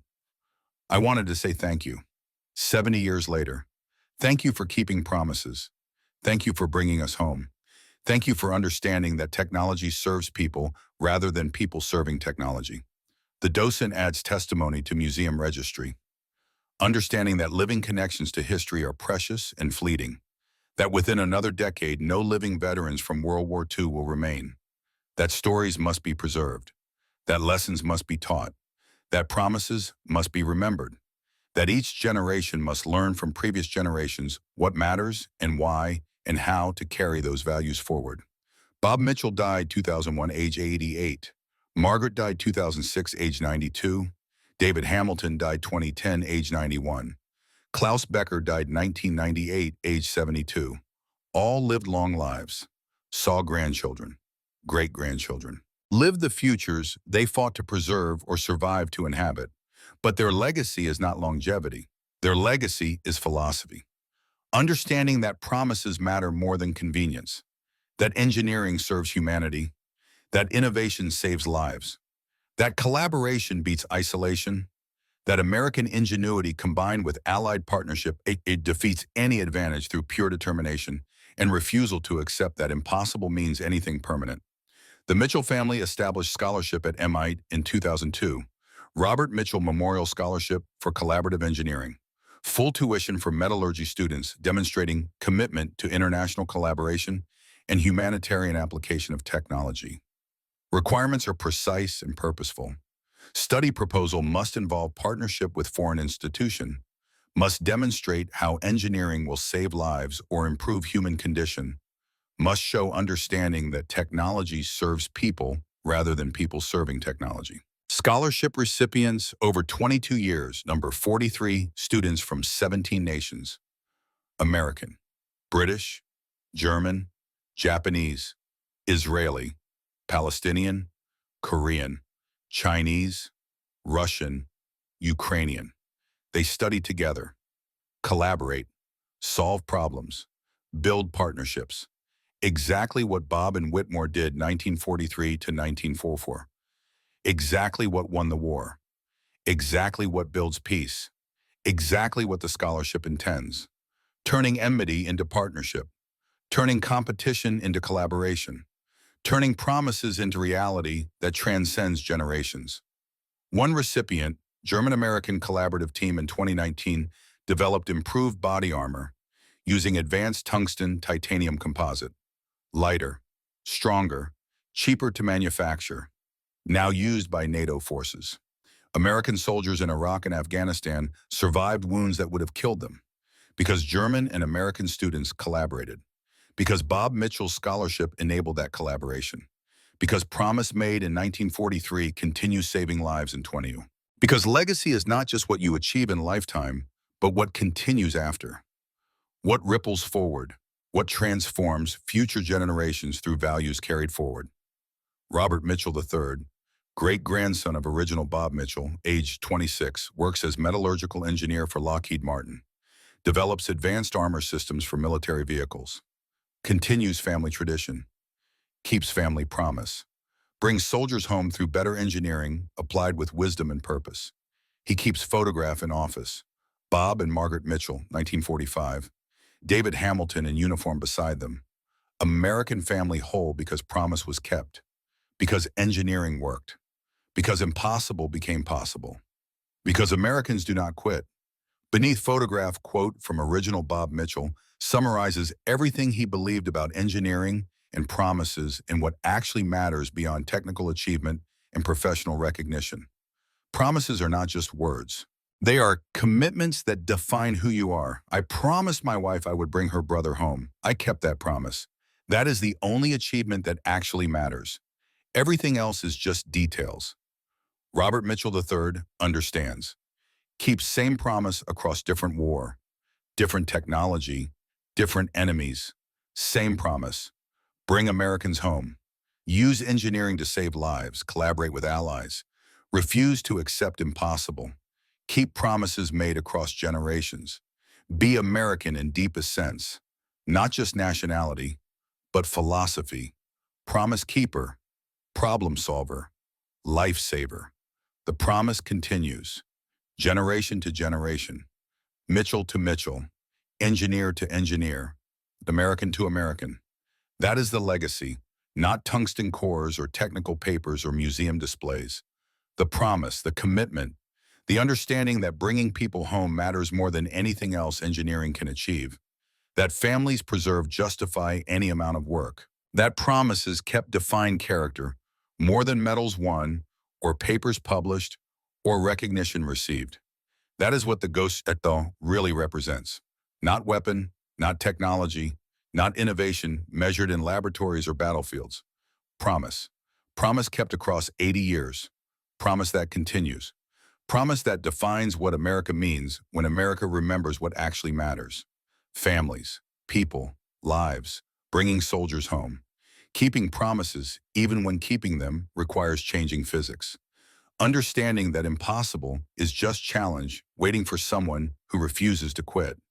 Bob Mitchell died 23 years ago, but his promise lives. In scholarship, students collaborating across borders. In engineers developing protective systems. In soldiers coming home because innovation works. In families staying whole because promises matter. In understanding that technology serves people rather than people serving technology. In knowing that some things matter more than everything else, and those things are worth any sacrifice required to preserve them. Promises matter. Americans keep them. That is who we are at our finest. That is what this story teaches. That is what must never be forgotten. The ghost shell was tungsten and physics, but the promise behind it was love and family and American commitment to bringing people home. That promise continues. That commitment endures. That is America.